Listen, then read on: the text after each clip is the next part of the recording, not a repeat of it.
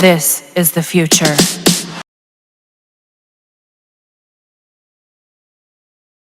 It's been great having the Duke of Sussex and Dr. Tedros from the WHO here. The Centre for Paediatric Blast Injury Studies is doing unique work to provide specialist prosthetics for children. We are the only place in the world where this work is done, and we showed him how we simulate blast injury from the impact of the blast all the way through to how you deal with that surgically, right the way through to rehabilitation, how important that is, and the prosthetics that we hope to build. And it's really wonderful to have our partner, Save the Children, doing this work with us. Right now, from Democratic Republic of Congo to Gaza to Ukraine, more and more children are impacted by blast injuries. This partnership brings together research, practical support on the ground, and advocacy to protect children. The main goal is to get children on the road to recovery. From the impact of blast injuries, right through to getting children back into school, able to learn, thrive, and just be children again. They're reporting on it. See how reporting is straightforward, especially from the big boys. All right, let's go into it. So that was in September 12th. Cohen there reporting from Downing Street. Now, Prince Harry has made a surprise visit to the Ukrainian capital, Kyiv. The Duke of Sussex, who served 10 years in the British Army, made the trip to meet military personnel seriously injured in the war with Russia. It caps a busy week for the Prince, who reunited with his father, the King, on Wednesday for their first meeting in more than a year. Our royal correspondent Laura Bundock reports. His arrival in Ukraine was unexpected, but not entirely surprising, and Prince Harry was warmly welcomed to Kyiv, hugged by the woman who'd encouraged him to come. This was a meaningful mission. The Duke of Sussex wants, we're told, to do everything possible for those wounded in the war. And with his Invictus Games Foundation, he met injured soldiers. He knows his presence here means a lot. Well, Prince Harry is the person whom everybody in the world knows. So this brings a new visibility to the war we are in, and it brings visibility to the human price that we are all paying for this war.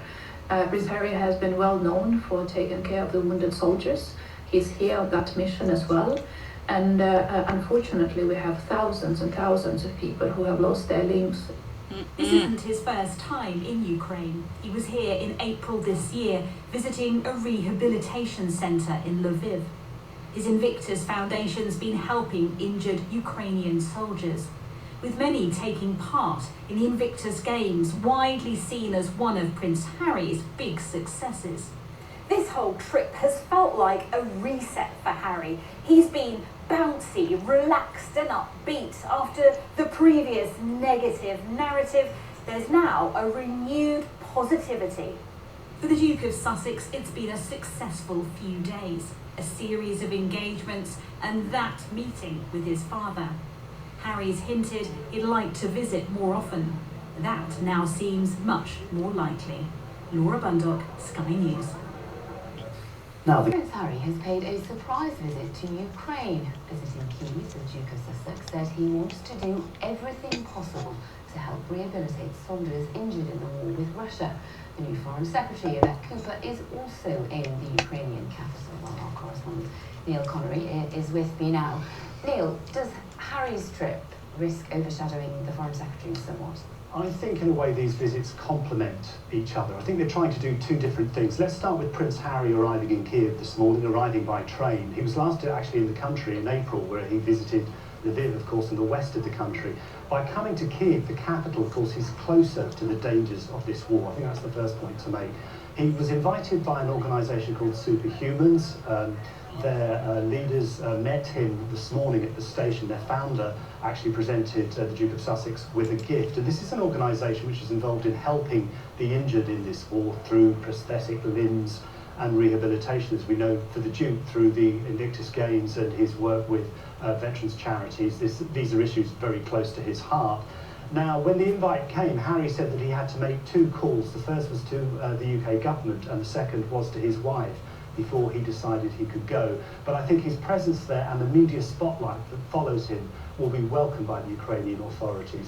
Now, we also had the new Foreign Secretary in the Ukrainian capital arriving this morning. Yvette Cooper, met by Ukraine's Foreign Minister. She's due to visit the Government Ministers Building, which was hit by a Russian strike last week in the capital, really bringing home the dangers, the daily dangers faced by people in the capital and elsewhere in Ukraine, of course. The UK government announcing today new sanctions on Russia, and her visit today comes, of course, at the end of this week where we saw Russian drones entering Polish airspace and concerns expressed by NATO members. This is a really important visit at an important time. And Prince Harry and the Foreign Secretary bringing their raised all attention to it again. Neil, thank you. That's all people want. That is all people want. Honest reporting without doing all those stupid noises in between. That's all people want. But the tabloid turned it into entertainment pretty much. Huge project with champagne, with real champagne, with our artists, with Ukrainian artists, and all profit from this champagne we give to the hospital for helping them, buying equipment and everything during this almost 4 years. It's like a symbol of huge project with champagne.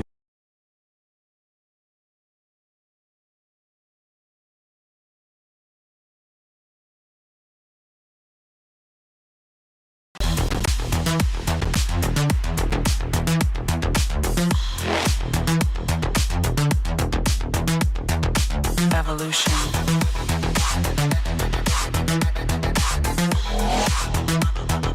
This is the future.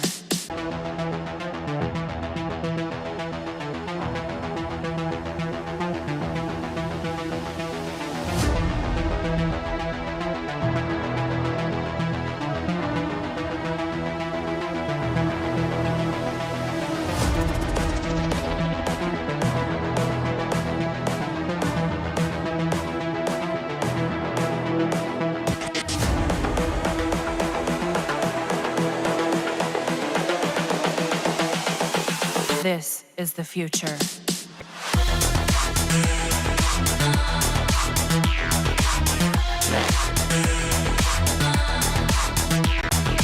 Evolution.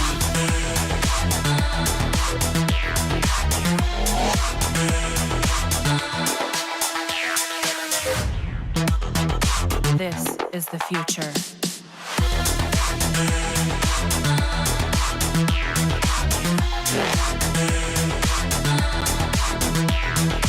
Evolution.